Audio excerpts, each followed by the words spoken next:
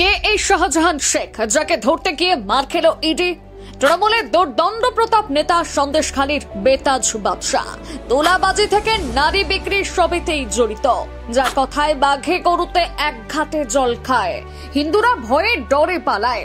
শাহজাহান শেখের আসল পরিচয় জানলে ভিমড়ি খাবেন। সন্দেশখালীকে কেন্দ্র করে উত্তপ্ত গোটা বাংলা, কারণ এই প্রথমবার দুর্নীতিকাণ্ডের তদন্তে সন্দেশখালী গিয়ে মার খেলেন ইডি আধিকারিকরা।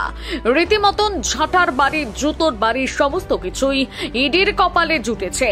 আপনারা ইতিমধ্যে জানেন, গরু পাচার মামলায় আরো এক অভিযুক্তের নাম জানা গিয়েছে।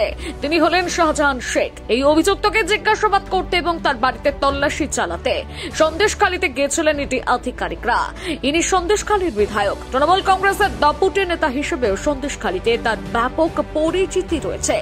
গোটা এলাকা জুড়ে তার ব্যাপক জনপ্রিয়তা। সন্দেশখালীর বিরাট অংশের মানুষ শাহজাহানের অন্ধভক্ত। তাই তো তার বাড়িতে তল্লাশি করবে শুনে ইডি আধিকারিকদের লাঠির বাড়ি মেরে ইডির গাড়ির কাজ পর্যন্ত ফাটিয়ে দিয়েছে শাহজাহানের ভক্তরা। তথ্য সূত্রে জানা গিয়েছে, বীরভূমের অনুব্রত মণ্ডলের মতন সন্দেশখালীতেও শাহজাহান শেখের ভয়ে বাঘে গরুতে এক ঘাটে জল খায়। তার বিরুদ্ধে গরু পাচার ছাড়াও একাধিক বিস্ফোরকমূলক অভিযোগ রয়েছে। নারী বিক্রি থেকে শুরু করে হিন্দুদের জোর জবরদস্তি করে ভয় দেখানোর অভিযোগ রয়েছে তার বিরুদ্ধে। সন্দেশখালীর আনাচে কানাচে তার সাংঘাতিক প্রভাব রয়েছে বলেও জানা গিয়েছে। এমনকি রেশন দুর্নীতি কাণ্ডেও শাহজাহানের নাম উঠে এসেছে। সন্দেশখালীর স্থানীয়দের মতে শাহজাহান বাংলাদেশের বাসিন্দা। তিনি চোরা পথে পশ্চিমবঙ্গে ঢোকেন, এরপর দুর্নীতির সাম্রাজ্য গড়ে তোলেন।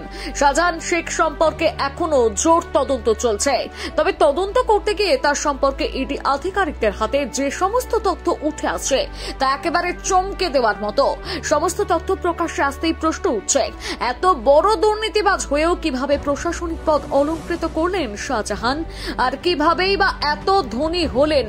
কোথা থেকে এলো শাহজাহানের বিপুল সম্পত্তি? সমস্ত প্রশ্নের উত্তর জানতে হলে চোখ রাখতে হবে ইডির তদন্তের ওপর।